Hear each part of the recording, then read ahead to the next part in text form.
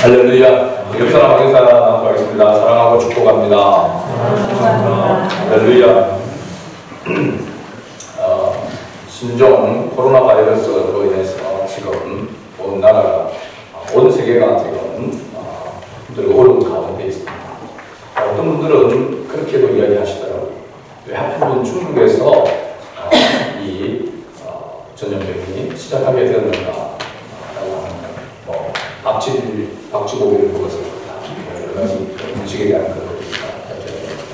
또 목사님은 그렇게 말씀하시더라고요. 중국에서 이런 전염병이 일어나게 된 그 이유가 최근에 몇 년 동안에 중국에 많은 선교사님들이 중국에서 추방을 당했습니다. 그래서 중국에 엄청난 선교의 그런 핍박, 기후로 말미암아 많은 선교사들이 중국을 떠나게 되어진 이 복음에 대한 핍박이 문제다라고 이렇게 이야기를 하더라고요. 그러면 중국만 전염병이 들어오고 말아야 되는데 우리나라도 들어오고 온 세계로 지금 나가고 있다는 거죠. 그래서 어떤 한 부분으로서는 그런 부분도 있다라고 우리가 생각할 수도 있겠지만 그건 전부는 아닌 것 같습니다. 그렇다고 한다면 전염병이 돌고 있는 우리나라도 역시 하나님 앞에 회개해야 될 그런 부분들이 분명히 있는 줄 믿습니다.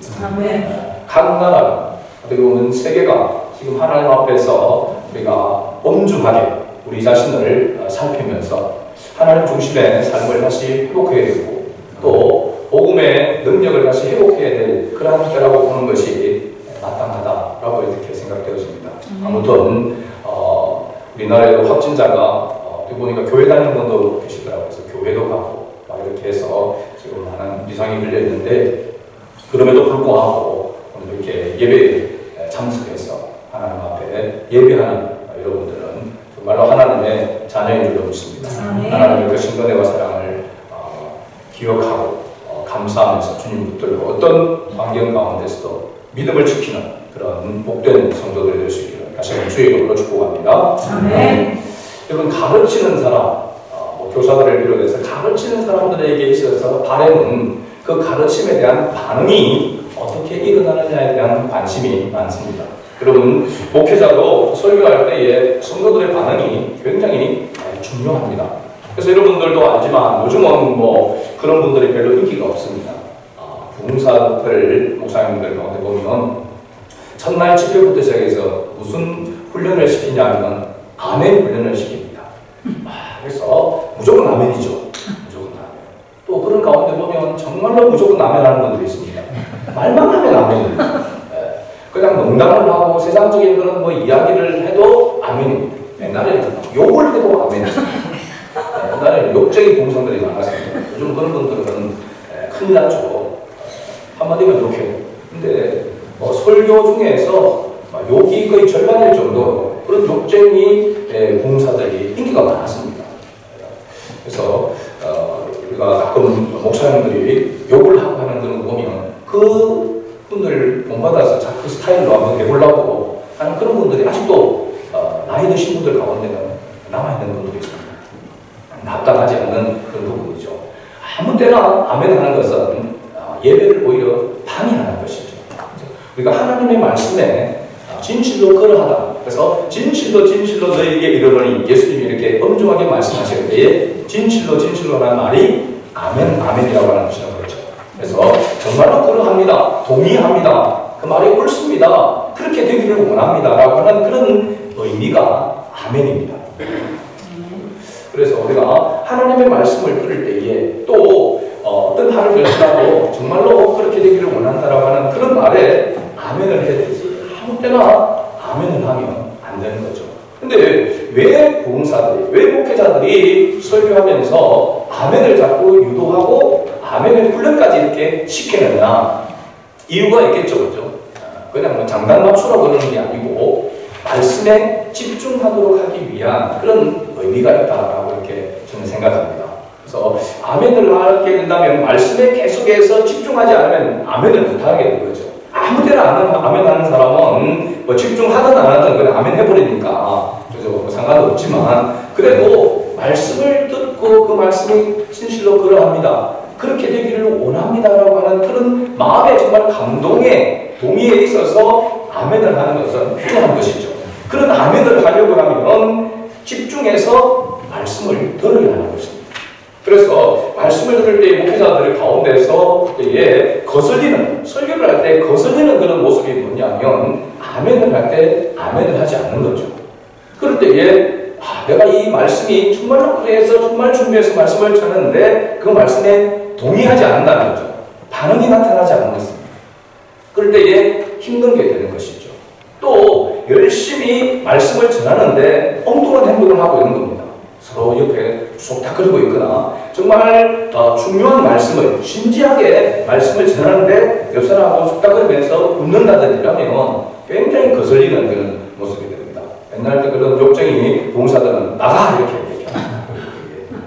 그 정도로 굉장히 거슬리게 되어지는 거죠. 또 어떤 분들은 좀 더우면 막 그 주부를 가지고 이 부채질을 합니다. 굉장히 거슬립니다. 그렇죠? 그러면 집중이 안 되는 거죠. 제일 거슬리는 건 뭘까요? 자는 겁니다. 그것도 그냥 앞으로 수그려서 자는 게 아니고 뒤로 넘어가면서 자는 거예요. 상당히 거슬립니다. 거기다가 옆에 사람까지 막 방해하면서 이렇게 자는 사람.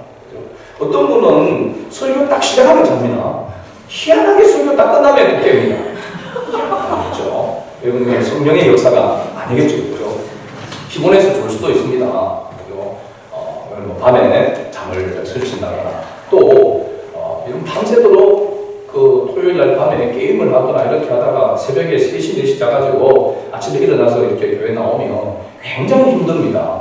그런 행위를 하면 안 돼. 주일을 준비하는 것도 그것 또한 우리의 건강, 우리의 몸도 준비하는 것도 굉장히 중요한 것입니다.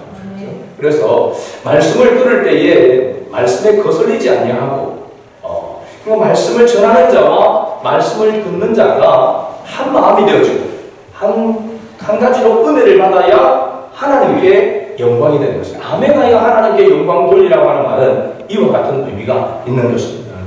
말씀을 전하는 자와 말씀을 듣는 자가 그 말씀으로 함께 은혜를 받아 하나님께 영광 돌린다. 하나님께 영광 돌린다는 것은 그 말씀을 깨닫고 순종하는 삶을 통하여 하나님의 영광을 드러내는 것을 말하는 것이죠.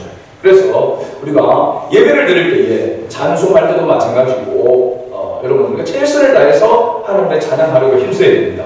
목이 좀 안 좋을 수도 있고 여러 가지 잘 모르는 찬양일 수도 있고 그럼에도 불구하고 내가 할 수 있는 한 최선을 다해서 찬양을 해야 되는 것이죠. 이게 굉장히 중요합니다. 요즘 보니까 미스트롯이라는 그 프로그램이 있죠. 그 노래하는 걸 보니까 그 한국 노래를 부르기 위해서 얼마나 최선을 다하는지 아주 섬세하게 그죠? 리듬과 박자와 감정과 이 모든 것들을 다 해서 그 노래 한 곡을 불러내는데 그러므로 사람들에게 그 노래 자체로도 감동을 주는 그런 모습을 보면서 야 찬송을 부를 때 그렇게 해야 되는데 그죠? 자기 영광을 위하여서 그렇게 하는데도 저렇게 노력을 하고 저렇게 힘을 써서 저렇게 최선을 다해서 온 몸을 다해서 저렇게 노래를 부르는데 하나님, 살아계신 하나님 앞에 우리가 찬송할 때에 그냥 대충 그렇게 찬양한다는 것은 하나님을 멸시하는 하나님을 가볍게 여기는 그런 모습이 아닌가 그런 자책이 느껴질 때도 있습니다. 우리가 하나님 앞에 찬양을 들을 때에 또 하나님의 말씀을 들을 때 또 기도를 들을 때에도 하나님 앞에 우리가 최선을 다해야 될 줄로 믿습니다. 그런 모습에 하나님께서 기뻐하시고 또 사람들도 감동과 감화를 받게 되는 것이죠. 오늘 말씀을 통해서 예수님께서 지금까지 계속해서 말씀을 가르치고 있습니다. 전하고 있습니다. 집중해서 아주 강조하면서 말씀을 전하고 있는 것을 보입니다. 오늘 그 말씀의 마지막 부분, 요한복음 6장 마지막 부분에 우리가 다다르게 되어졌습니다. 우리가 이 말씀이 요한복음 6장 1절부터 시작해가지고 500미어 표적에서부터 시작되는 걸 여러분 아시죠? 그리고 한 가지 사건이 있었습니다. 500미어 기적은 많은 무리들, 제자들 중에서 많은 무리들 가운데, 군중들 가운데 나타낸 표적이라고 한다면 가버나움으로 배를 타고 가는 제자들이 풍랑을 만나게 되었을 때에 그 풍랑 가운데 목숨이 위태로운 상황 가운데 예수님이 물리로 걸어오셔서 그 풍랑을 잠잠케 하고 제자들을 구원하여서 목적지에 안전하게 이르도록 했던 이 풍랑을 잠잠하게 한 이 기적, 이 두 가지 기적이 바로 요한복음 6장에 기록되어져 있습니다. 이 표적을 통해서 예수님께서 무엇인가를 전하고 싶고 가르쳐주고 싶고 깨닫도록 하기 위해서 계속해서 말씀하고 있는 것을 보고 있죠. 이 표적이 무엇을 해요? 표적이라고, 이적이라고 한다면 크게 그 표적 자체가 중요한 것이 아니고 그것을 통해서 나타내고자 하는 바로 의미가 중요하다고 하는 것을 예수님이 말씀해주고 있는 것이죠. 그래서 유대인들과 무리 중에는 또 예수님을 따라서 예수님께로 가버나움까지 따라왔던 그 유대인들과 예수님께서 대화를 하시면서도 끊임없이 계속해서 예수님은 가르치고 그들에게 교훈하고자 하는 그런 내용, 지난주 바로 설교 제목이었죠. 가버나움 회당의 교훈이었습니다. 그렇죠? 바로 59절 말씀에 이 말씀은 예수께서 가버나움 회당에서 가르치실 때에 하셨느니라 라고 하는 말씀. 그래서 22절부터 59절까지 어떻게 보면 이 유대인들, 이 무리들과 예수님께서 대화한 것은 바로 500명 표적을 통해서, 이 기적을 통해서 예수님께서 그들에게 가르치고자, 교훈하시고자 하는 그러한 내용이 담겨져 있는 것을 봅니다. 예수님께서는 제자들에게 또 무리들에게 육신적인 그런 생각에 머물러 있지 말고 자신들을 따르고 있는 자들에게 영적인 말씀을 계속해서 가르치고 있습니다. 그래서 영적으로 생각하고 영적으로 받아들일 것을 계속해서 말씀하고 있는 것이죠. 그러나 그들은 육신적인 생각에 머물러 있어서 예수님께서 하시는 그 말씀을 깨닫지를 못했습니다. 더욱이 예수님의 살과 피를 먹고 마시는 것, 이것이 영원한 생명을 얻는 것이다 라고 이렇게 이야기할 때에 예수님의 살과 피를 먹고 마시는 것, 그래서 영생을 얻는 것, 그것은 바로 예수님 자신이 구원자, 메시아이심을 말씀하고 있는데도 불구하고, 그래서 그것을 계속해서 집중적으로 강조하고 있는데도 불구하고 그들은 전혀 받아들이지 않고 여전히 육신의 생각에 머물러 있는 그런 무리들이었습니다. 오늘 본문은 그동안 이 무리들 중에 유대인들과 대화를 계속 하고 있는 가운데 그 유대인들과의 논쟁, 대화하는 그 가운데서 다 듣고 그것을 지켜보고 있었던 제자들의 반응이 나오는 말씀입니다. 근데 유대인들이 예수님과 대화하는 가운데서도 누가 있었다는 겁니까? 그 가운데 제자들도 거기에 있었다라고 하는 것이죠. 그런 것을 다 보고 같이 듣고 있었다라고 하는 것이죠.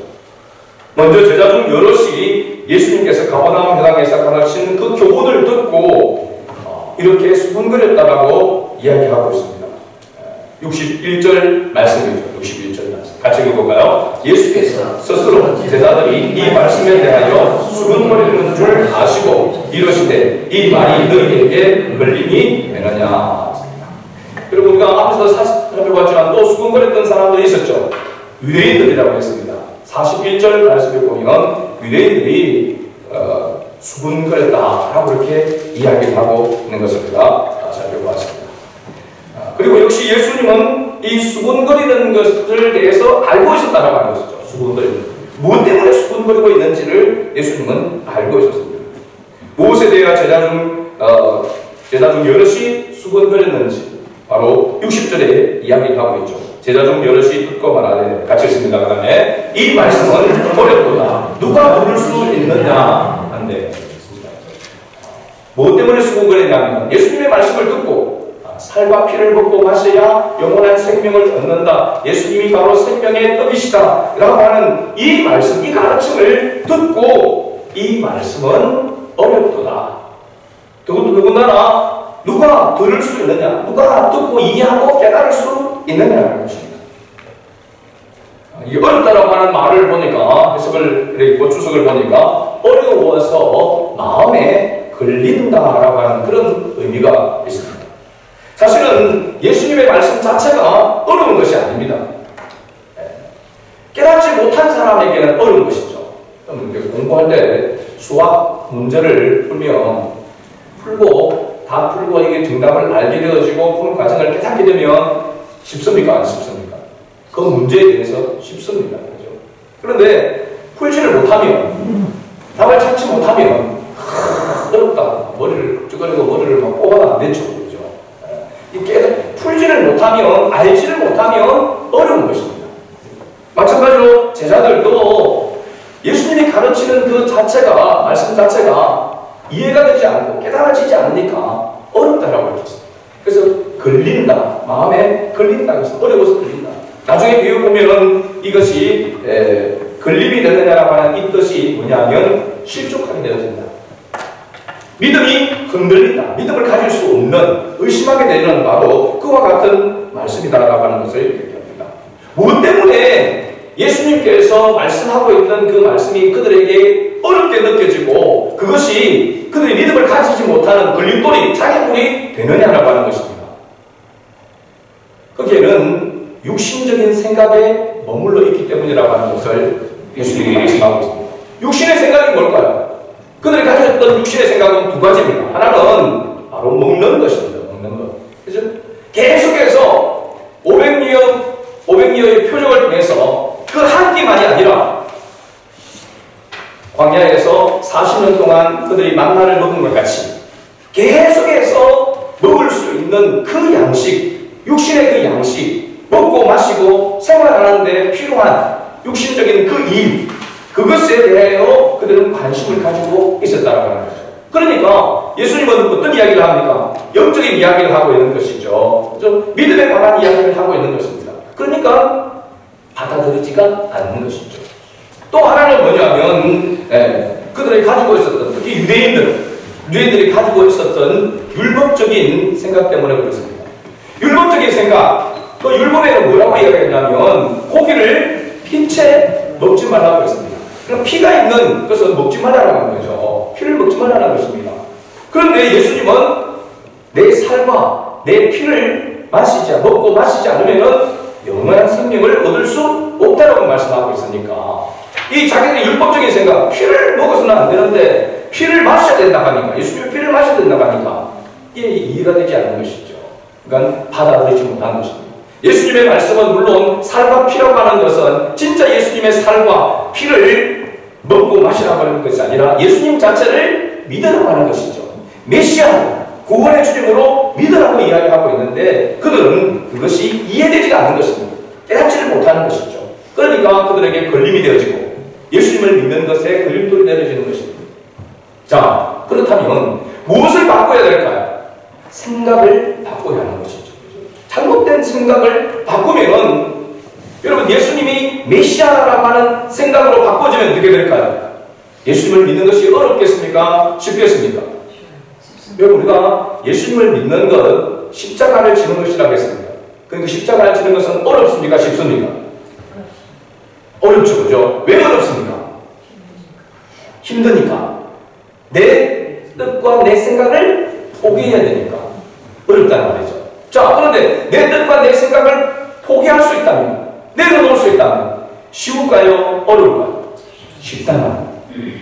예수님이 내 멍에는 쉽고 가벼움이라 했습니다. 예수님의 십자가는 시어머니가 십자가가 아니고, 그죠? 나를 괴롭히는 상관이 십자가가 아니고, 나의 어려운 가운데 있는 이 삶이, 생활이, 환경이 십자가가 아니라, 만약 그것이 십자가가 한다면 그 십자가는 뭐 해야 된다는 겁니까? 가볍고 쉬워야 한다는 사실입니다. 예수님의 십자가는 무거운 것이 아니라 가볍고 쉽다고 했습니다. 무엇이 바꿔지게 됩니까? 생각이 바꿔지게 됩니다. 그러니까 우리의 믿음은 무엇과 같다고 하는 것입니까? 생각과 연결되어 있다고 하는 것을 알 수 있는 것이죠. 지금 이 유대인들이, 제자들이 예수님을 온전히 믿지 못하는 이유가 뭘까요? 잘못된 생각을 가지고 있기 때문에 그렇습니다. 순수하게 어린아이와 같이, 그렇습니다. 이런 표적을 행할 수 있는 분은 물고기 2마리와 보리떡 5개로 남자가 5,000명, 어린아이와 여자를 제외한 남자가 5,000명을 먹일 수 있는 이런 기적을, 이런 일을 창조해낼 수 있는 분은 하나님밖에 없다 라고 하는 그런 믿음을 가지고, 그런 생각을 가지고 예수님을 하나님의 아들로, 메시아로 인정하는 그런 생각을 가진다면 그들에게 있어서 예수님의 살과 피를 먹고 마시라, 내가 생명의 떡이다, 나를 먹어라, 나를 믿으라고 하는 이 예수님의 말씀은 그냥 쉽게 받을 수 있는 것이죠. 그죠? 그런데 자기 생각과 육신적인 생각, 예수님을 통해서 자기가 뭔가를 이득을 얻으려고 하고, 예수님을 통해서 자기가 뭔가를 이루려고 하고, 예수님을 통해서 어떤 자리에 오르려고 하고, 그죠? 이런 육신적인 생각, 그리고 자기들이 알고 있는 잘못된 그런 기준, 그것 때문에 예수님을 구원의 주님으로 받아들이지 못하다라고 하는 사실입니다. 여러분, 오늘 우리가 주님을 믿는 그 믿음 가운데 굳게 서지 못하는 것이 무엇입니까? 왜 주님의 말씀을 듣고, 야, 이 말씀은 어렵구나, 내가 이 말씀을 어떻게 행할 수 있느냐, 내가 지금 먹고 사는 일이 이런데, 내가 지금 이렇게 바쁘고 이렇게 힘든데, 이런 환경과 상황 속에서 내가 어떻게 주님의 말씀대로 순종할 수 있느냐, 못하는 것입니다. 못합니다. 그런 생각을 가지면 못하는 것이죠. 이런 생각이 하나님 앞에서 바꾸어지도록 성령께서, 하나님께서 내 마음과 내 생각을 수반하셔서 나를 바꿔주셔서 하나님 어떤 이런 환경 속에서도 내가 주님과 함께 주님을 믿는 믿음으로, 주님을 의지함으로 할 수 있습니다. 할렐루야. 그리고 신앙이 이것입니다. 나는 할 수 없지만 하나님이 나와 함께 하시면 능히 할 수 있습니다. 그래서 우리가 예수님을 믿는다라고 하는 것은 예수님의 등에 업혀서 우리가 가는 길입니다. 예수님이 옆에 예수님과 손을 잡고 걸어가는 것이 아니고, 같이 가는 것이 아니고 예수님께 업혀서 가는 것입니다. 여러분, 산을 오른다고 할 때에 여러분 예수님의 손을 잡고 산을 올라가도 힘든 겁니다.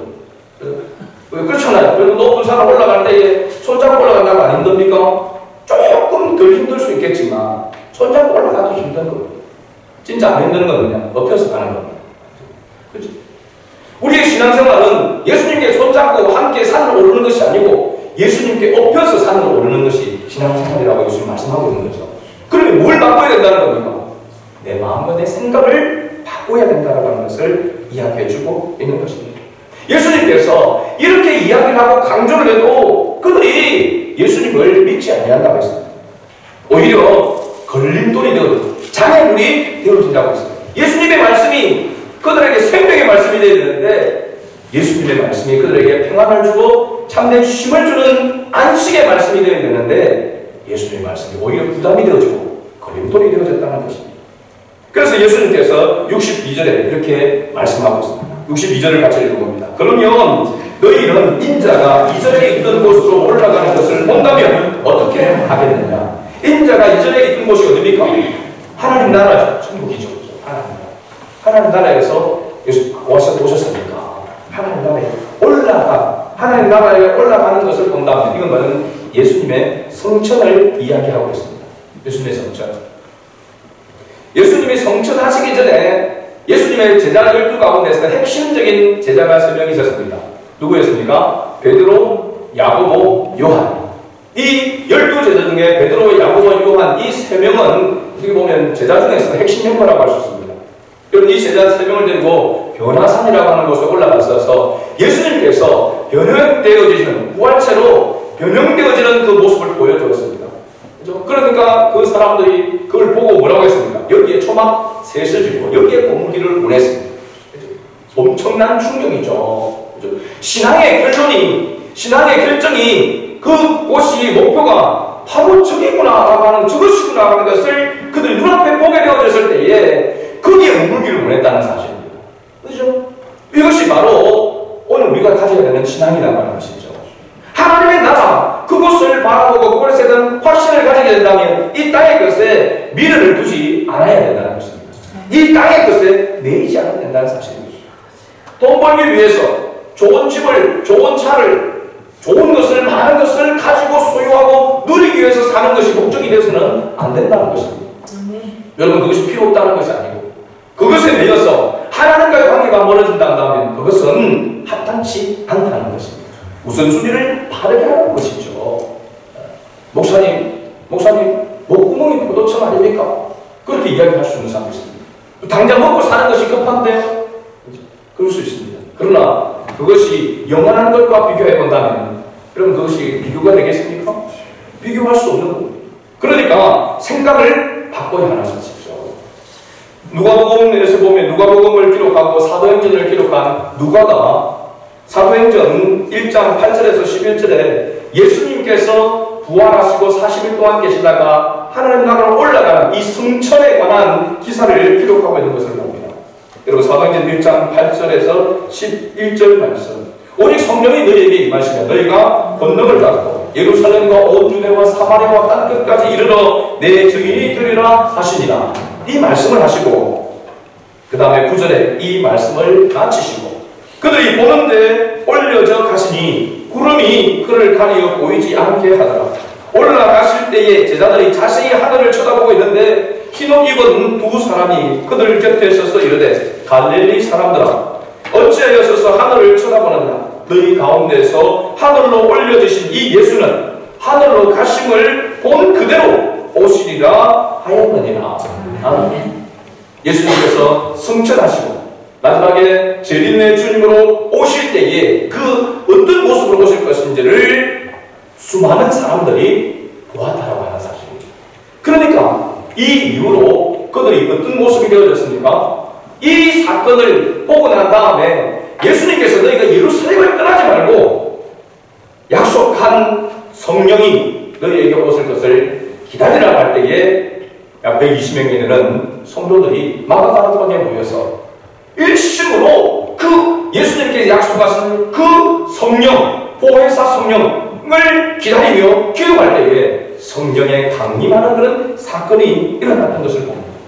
그러니까 왜 그들이 바쁜 가운데서도 어디 보면 핍박 가운데 있고 지금 같으면은 그렇게 모여 있으면 그 당시로 보면 잡혀가고 끌려가야 될 생명의 위태로움이 있는 그런 상황인데도 불구하고 그들이 흩어지지 아니하고 그 자리에 모여서 전심으로 기도하며 있을 수 있었던 것은 바로 예수님의 성천을 보시고 부활뿐만 아니라 성천을 보시고 그리고 그 한 모습으로 다시 오실 것을 그들이 마음에 믿었기 때문에 기다리고 있었던 것입니다. 그런 신앙을 계속해서 가릴 수 있도록 보혜사, 도우시는 성령님이 임하여서 그들이 이제 속에 들어와서 내주하여 계신 것입니다. 할렐루야. 여러분, 우리가 예수를 믿고 예수님을 따라 살아가는 삶은 이 삶은 우리의 힘으로 불가능합니다. 예수님을 믿는 것도 불가능하지만 예수님을 믿고 그 믿음을 따라 살아가는 것도 우리의 힘으로 되지 않는다라고 해서 우리는 알아야 됩니다. 그래서 우리가 쉬지 말고 기도해야 되는 이유가 여기에 있는 것이죠. 믿음을 가졌지만 이 믿음이 병들지 아니하고 약해지지 아니하고 이 믿음이 점점 더 자라서 더 확신하고 더 확신의 삶을 살아갈 수 있는 그 엔진과 같은 그 동력이 바로 성령을 통해서 온다라고 하는 사실입니다. 여러분, 성령을 의지하고 있나요? 성령의 도우심을 구하면서 여러분 하루하루를 살아가고 있나요? 이것은 예수님께서 육신의 양식을 먹어서 에너지를 얻어서 살아가는 것이 아니라 주님의 말씀을 따라 영적인 삶을 살아가려고 하면 영적인 동력을, 힘을 공급하여야 된다고 하는 것을 말씀하고 있는 것이죠. 그런데 자꾸 여기에 제자들을 비롯해서 유대인들은 육신의 동력을 생각하고 있다는 거죠. 아이고, 목사님, 영적인 하나님 나라는 죽고 난 다음에 봐야 되는 것이고 지금 살아가는 가운데 건강하고 육신에 힘이 있어야 그래도 버티고 살아가지 뭐 기도만 하고 있다고 되는 겁니까? 여러분, 기도만 하고 있으라고 하는 것이 아닙니다. 기도가 우선순위가 되어야 된다는 것이죠. 영이 살아있어야 육신이 가치가 있는 것이지 영이 죽어버리면 육신은 나중에 흙으로 돌아가서 또 그것으로 끝나지 아니하고 영원한 고통 속에 떨어지게 된다라고 하는 것을 성경은 말씀하고 있기 때문에 우리가 영적으로 깨어있는, 영적으로 무장하고 있어야 된다라고 하는 것을 예수님은 지금 계속해서 강조하고 있는 것입니다.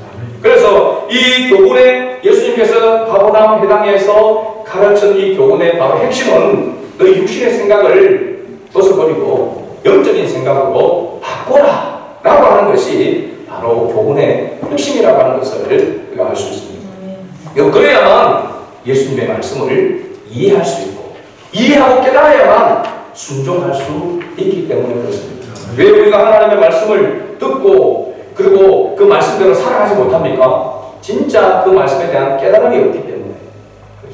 또 물론 깨달아도 성령의 도우심을 힘입어서 나아가지 못하기 때문에 순종의 삶으로 하나님의 영광을 드러내는 삶을 살아갈 수가 없는 것입니다.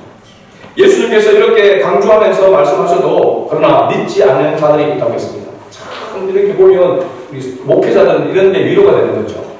예수님이 이렇게 가르치시면도 불구하고 그렇게 계속 가르치면도 불구하고 믿지 아니하다는 겁니다. 그리고 심지어는 스승이신 예수님을 팔자가 있다라고 팔아버릴 매매하는 거죠. 그런 자가 있다 단식하고 있는 거죠. 예수님께서 믿지 않는 자도 있고 팔자도 있다라고 이야기하는 것은 저는 제가 느끼기에는 예수님의 단식이라고 생각합니다. 단식. 지금 믿지 않는 자들의 모습도 있지만 앞으로도 믿지 않는 자들이 있고 더 나아가서 예수님을 팔자도 있다라고 하는 것을 예수님은 아십니까? 모르십니까? 아시는 것이죠. 수군거리는 그에 대해서 예수님은 아신다고 했습니다. 그러면 그 사람들, 믿지 않는 사람들의 결과에 대해서 예수님이 모르십니까? 아시죠. 모든 것을 아시는 분이기 때문에 전지전능하신 분이라고 우리가 이렇게 말하고 있는 것이죠. 예수님은 시작과 끝을, 출발과 끝을 아시는 분이기 때문에 그들이 앞으로 어떻게 될지 뻔히 알기 때문에 단식하는 것입니다. 여러분, 우리 부모들이 자녀들을 보면서 야, 그렇게 공부 안 하고 그렇게 친구들만 떠올려 다니고 그렇게 게임을만 하고 계속 그렇게 살아가면, 그렇게 생활하면 나이 들어서 나중에 어떻게 된다는 건 부모들이 압니까? 모릅니까? 부모들은 알고 있습니다. 경험합니다. 그래서 속이 터지는 것이죠. 그래서 속이 터지는 겁니다. 부모 입장에서는 저렇게 맨날 놀고 저렇게 맨날 배우고 운동이라도 하고 해야 되는데 TV 앞에, 컴퓨터 앞에만 있고, 그죠? 또 친구들과 어울려다니면서 나쁜 짓을 하고 그러면 그 결과가 어떻게 될지에 대해서 너무나도 잘 알고 있기 때문에 부모들은 속이 터지는 것입니다. 그래서 잔소리를 할 수밖에 없는 거죠. 제발 컴퓨터도 좀 적당히 해라. 노는 것도 좀 적당히 해라. 그렇게 이야기하는 거죠. 그 마음을 모르죠, 자신은. 나중에 이제 나이가 들어가면 그때 내가 컴퓨터 앞에 그렇게 오래 앉았지만 목이 이렇게 안 좋구나. 허리가 안 좋구나. 운동도 안 하고 밥도 제때 먹도 안 하고 잠 자고 일어나는 것도 불규칙하고 그렇게 함으로써 면역력도 떨어지고 그런 여러 가지로 그렇게 어려움이 오게 되면 이제 다음 자기 자식들한테는 또 똑같은 잔소리를 하는 거예요. 여러분, 저도 잔소리를 하면서 내가 이놈한테 수없이 들었던 잔소리인데 그런 생각이 들 때가 있습니다. 좀 일찍 자고 일찍 일어나고 해야 되는데 그런 잔소리. 적당히 해야 된다고 하는 이야기를 잘 이해하지 못했던 있지 않습니까? 예수님 지금 단식하고 있는 모습이 그렇습니다. 우리가 부모보다도 더 잘 알고 있고 더 결과가 언제 뻔히 아시는 분이기 때문에 더 답답해서 지금 계속해서 말하고 계속해서 반복하고 있잖아요. 그러니까 예수님께서 오늘 보니까 너무너무 답답한 나머지 65절의 말씀에 이렇게 말씀하고 있습니다. 65절을 같이 읽어봅니다. 또 이르시되 그러므로 전에 너희에게 말하기를 내 아버지께서 오게 하여 주지 아니하시면 누구든지 내게로 올 수 없다 하였노라 하시니라. 여러분, 이 말씀이 어디에 있었습니까? 앞에 44절에 나와 있습니다. 나를 보내신 아버지께서 이끌지 아니하시면 아무도 내게로 올 수 없으니 오는 그를 내가 마지막 날에 다시 살리리라. 여러분, 이 말씀을 전할 때 설교 제목 기억나십니까? 구원의 길로 이끄시는 예수님. 기억나야 됩니다. 답답하니까 너희들을 구원할 자가, 너희를 생명의 길로 인도할 자가 누구인가? 라고 하는 것을 예수님께서 다시 또 이야기합니다. 하나님 아버지께서 이끌지 아니하시는, 하나님 아버지께서 은혜를 주지 않냐면 주께로 올 자가 없다. 어느 누구도 하나님께로 올 자가 없다. 이 예수님의 말씀에 대한 반응이 이제는 무리들 가운데서 제자들에게로 왔습니다. 66절부터 예수님의 가르침에 대한 제자들의 반응이 나타나게 됩니다. 66절을 같이 읽어봅니다. 그때부터 그의 제자 중에서 많은 사람이 떠나가고 다시 그와 함께 다니지 아니하더라. 여러분, 예수님께서 특별히 선택한 12명의 12제자 외에도 제자들이 많이 있었다라고 하는 것을 우리가 알 수 있죠. 그죠? 네. 많은 무리들이 있었고, 그 무리들 가운데 유대인들이 있었고, 유대인들 가운데서도 예수 믿는 사람들이, 예수 믿는다고 예수님을 따랐던 제자들이 있었다는 것입니다. 여기 보면 한시적으로 어느 일정 기간 동안 예수님을 따랐던 제자들이 있었던 거죠. 여러분, 교회도 마찬가지 아닙니까? 오늘날도 보세요. 여러분, 예수님을 한시적으로 따라다니는 사람들이 있습니다. 한시적으로 믿는다고 했던 사람들이 있습니다. 그러다가 나중에 떠나는 사람들이 있습니다. 그래서 참된 제자와 믿음을 가진 제자와 진정한 제자와 잠깐 따라다니는 제자와의 차이점이 있다는 것입니다. 특징이 있는 것이죠. 오늘 본문을 보게 되어지면요, 잠시 따라다니는 제자들은 4가지의 특징이 있습니다. 첫 번째는 육신적인 생각에서 벗어나지 못한다는 사실입니다. 우리가 육신을 가지고 있기 때문에 육신적인 생각이 들까요, 안 들까요? 누구나 다 육신적인 생각이 가지고 있습니다. 그러나 그 육신적인 생각이 영적인 생각으로 바꿔지는 것이 제자가 있는 것입니다. 그런데 계속해서 육신의 생각에 머물러 있게 되어지면 결국 나중에는 주님을 떠나게 되어진다는 것입니다. 두 번째로 예수님의 말씀을 끝까지 이해하지 못한 사람입니다.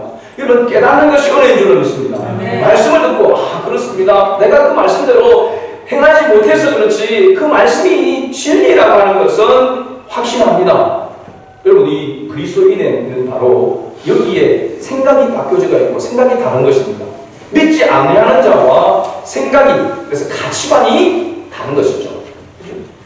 그런데 끝까지 믿지 않는 자와 같은 가치관을 가지고 있고 그 생각에 머물러 있는 사람은 잠시 잠깐, 그래서 눈에 육신적으로 좋아하고 자기에게 유익이 될 때만 따라다녔다가 자기에게 유익이 되지 않으면 어긋나게 되는 것이죠. 교회 안에도 여러분, 평상시에는 전혀 문제가 되지 아니하고 그는 지나다가 자기하고 이해관계가 틀어지게 되면 완전히 딴 사람으로 돌변하는 사람도 있습니다. 여러분, 중직자들 중에서도 그런 사람도 있습니다. 여러분, 굉장히 조심해야 돼요. 자기 뜻과 자기 생각이 맞아야만 수긍하고 맞지 않으면 완전히 돌변하는 사람. 여러분, 이건 자기가 시퍼렇게 살아있는 것입니다. 여러분, 교회는 자기 뜻과 자기 생각을 내려놓고 주님의 뜻을 따르는 곳이 교회입니다. 그렇게 하라고 가르치는 곳이 교회입니다. 그런데 평상시에는 자기하고 이해관계가 틀어지지 않을 때는 그래도 순종하는 채 하다가 자기하고 이해관계가 맞지 않으면 완전히 돌변하는 것이죠. 그럴 수 있느냐? 여러분, 이건 곤란합니다. 이걸 우리가 버리지 않으면 절대로 올바른 신앙생활, 성숙한 신앙생활을 할 수 없습니다. 이건 도저히 이해가 안 되는데, 여러분, 이해가 안 돼도 믿어야 됩니다. 이해가 안 되고, 안 되는데, 내가 내 이해 안 되는 생각을 내려놓고 순종하는 것이 신앙이라니까요. 할렐루야. 세 번째로, 예수님을 떠나가고 다시는 그와 함께 다니지 아니하는, 다시 말하면 예수님과 동행하지 않는다. 여러분 보십시오. 예수님을 떠나게 되어지면 어떻게 됩니까? 교회를 멀리하게 됩니다. 말씀을 멀리하게 되고 그 다음에 교회를 결국은 떠나게 되어져요. 무리를 벗어나게 되는 것입니다. 이것이 잠시 예수를 믿는다고 따라다니는 사람의 모습입니다. 그래서 네 번째, 결국은 오늘 70절과 71절에 보면 예수님을 배반하는 것이 아니라 예수님을 파는, 이와 같은 완전히 예수님과 원수가 되어지는 그런 모습. 여러분, 이 예수님을 배반하고 예수님을 파는 사람, 이 예수님을 잠시 따라가는 이 제자들, 이 무리들, 이 사람들이 어느 때에 예수님 앞에서 다시 있을까요? 예수님이 십자가에 못 박히기 전에 앞장서서 예수를 못 박아라, 바라바를 놓아주고 민족주의자 앞에 운동하는 사람을 살려주고 그 악한 사람을 보면 살려주고 감옥에 있는 사람을 풀어주고 예수를 못 박았어요. 예수를 못 박았어요 했던 사람들이 누굴까요? 예수님을 전혀 모르는 사람입니까? 아닙니다. 예수님이 어떤 분인지, 예수님께서 어떤 기적도 행하는지를 아는 사람. 그러나 그 예수가 내가 바라는 메시아가 아니다, 내가 원하는 메시아가 아니다라고 예수님을 던졌던 사람이 예수님을 십자가에 못 박으려 한 것입니다. 오늘날 가장 기독교를 안티 기독교인으로 기독교를 폄하하고 핍박하는 사람들이 누굽니까? 교회 안 다니는 사람들은 그렇게 잘 하지 않습니다. 교회를 다녀본 사람, 교회 안에 교회 문화를 좀 아는 사람, 이런 사람들이 막 구체적으로 핍박하는 것이죠. 그래서 악마는 디테일하답니다. 악마는 디테일하다. 더 구체적으로 해서 박해를 하고 핍박을 하게 되는 거죠. 이건 자기가 그러고 싶어서 그런 게 아닙니다. 그 자기 생각이 옳다라고 생각하기 때문에. 믿음으로 순종하고 살아가는 사람이 불쌍해 보이는 거죠. 어리석어 보이는 것이죠. 진짜 어리석은 사람은 자기 자신인 거예요. 그걸 깨닫지 못하고 있는 것이죠. 자, 그렇다면 참되고 진정한 제자의 특징은 두 가지입니다. 68절 말씀을 같이 읽어봅니다. 시몬 베드로가 대답하되 주여 영생의 말씀이 주께 있사오니 우리가 누구에게로 가오리까 하면 영생의 말씀이 주께 있음을, 예수님이 영생의 생명의 뜻임을 깨닫고 주님과 함께하는 자가 바로 참된 제자의 모습입니다. 한시적이 아니라 일시적이 아니라 끝까지 주님을 붙들려고 하면 주님에 대한 뭐가 있어야 됩니까? 생각이 달라야 됩니다. 생각에도 확신이 있어야 된다는 사실. 그래야만 끝까지 가는 거죠. 두 번째는 69절 말씀에 같이 읽어봅니다. 우리가 주는 하나님의 거룩하신 자이신 줄 믿고 알아사옵나이다. 바로 베드로의 고백이지만 이 올바른 신앙 고백을 하는 자가 참된 제자라고 하는 사실입니다. 할렐루야. 여러분, 오늘날 신앙 고백을 아주 그만히 하는 사람들이 많습니다. 신앙 고백을 하지 않는 사람들 있죠. 신천지, 안상호, 이단 사이비들은 우리가 하는 이 신앙 고백을 할 수가 없습니다. 왜 그럴까요? 우리의 이 신앙 고백은 누구에 대한 고백이냐면 삼위일체에 대한 고백입니다.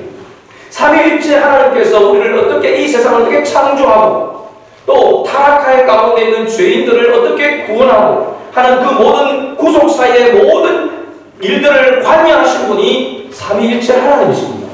할렐루야. 그 삼위일체 하나님을 믿는다라고 하는 것은 바로 이와 같은 우리의 신앙의 고백인 것이죠. 올바른 고백인 것입니다. 그러나 그 중에 하나라도 성령님의 사역을, 예수님의 사역을 인정하지 않으면 그 자리에 사역의 교주가 앉아있게 되는 것이고 다른 것이 자리 잡고 있으면 삼위일체 하나님에 대한 올바른 이 신앙 고백을 할 수가 없는 것이죠.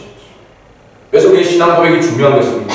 여러분, 믿음이 흔들릴 때에, 또 여러분 이렇게 갈등이 있을 때에, 다른 어떤 그런 가운데 있을 때에 삼위일체 하나님께서 우리에게 행하여 주신 그 일들에 대한 올바른 지식을 가지고 고백하는 믿음으로 다시 일어서야 될 줄로 믿습니다. 그래서 신앙 고백이 필요한 것입니다. 모든 모임에서, 모든 예배에서 신앙의 고백을 사도신경으로 신앙 고백하는 것은 예배의 어떤 한 형식의 하나의 부분을 맞추기 위해서 하는 고백이 아닙니다. 우리의 모든 예배가 누구에게 드려지고 이것이 누구에게 집중되어지는 것에 대한 그런 고백이 바로 이 신앙 고백에 있기 때문에 그렇습니다. 그래서 아이들에게도, 여러분 신앙생활하는 가운데 생활 속에서도 수시로 자주 생각이 복잡해지고 주님의 생각에 내 생각이 맞춰지지 않을 때 신앙의 고백을 해야 하는 것입니다. 억지로라도 신앙의 고백을 해야 되는 거죠. 여러분, 운동하는 선수들이 지금 경기에서 치고 있습니다. 그러면서도 작전 타임을 하고 난 다음에 화이팅 하고 하는 그 이유가 뭐냐면 지금 치고 있지만 다시 승리하기 위해서 다시 화이팅 하는 것 같이, 지금 비록 내가 주님의 말씀에 온전히 순종하지 못하고 나약하고 인약한 가운데 있지만 다시 하나님 앞에 신앙 고백하면서 다시 주님의 도우심을 힘입어서 나아가겠다라고 하는 이러한 자세가 오늘 우리에게 필요하다는 사실입니다. 말씀의 결론을 냈습니다. 오늘 우리가 주님의 말씀을 들었습니다. 이 말씀은 어렵도다. 내가 이 말씀대로 행할 수 있겠는가? 여러분 속에 그런 마음이 든다고 한다면 여러분 생각이 하나님 앞에서 잘못되어져 있는 가능성이 많습니다. 그래서 그 생각을 갈아엎어야 되는 것이죠. 육신적인 생각과 사회적인 통념을 내려놓을 수 있도록 주님의 말씀으로 순전한 마음으로 주님의 말씀을 갖고 그 말씀대로 살아가고자 하는 그런 결단이 있고 그런 삶을 살아가기 위해서 매 순간 주님 앞에 신앙의 고백을 드리는 여러분 될 수 있기를 바랍니다. 삼위일체 하나님께 합당한 신앙 고백을 드리고 믿음의 고백으로 날마다 주님께 나아가는 저와 여러분 될 수 있기를 주의 이름으로 축복합니다. 아멘.